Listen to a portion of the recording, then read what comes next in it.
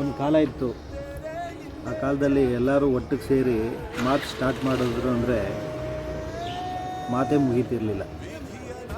ಆದರೆ ಈಗ ಒಬ್ಬೊಬ್ರಿಗೆ ಒಂದೊಂದು ರೂಮು ಅಂತ ದೊಡ್ಡ ದೊಡ್ಡ ಮನೆ ಕಟ್ಕೊಂಡು ಎಲ್ಲರೂ ಒಟ್ಟಿಗೆ ಸೇರೋದೇ ಕಷ್ಟ ಆಗಿದೆ.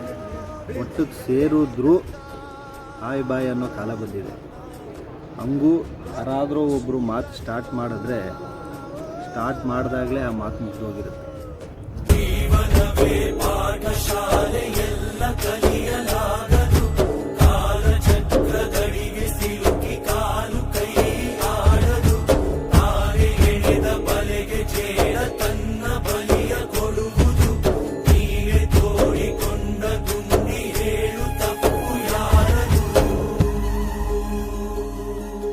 ಕಣ್ಣ ಮುಚ್ಚೆ ಕಾಡೆಗೂಡೆ ಆಟ ನಮ್ಮ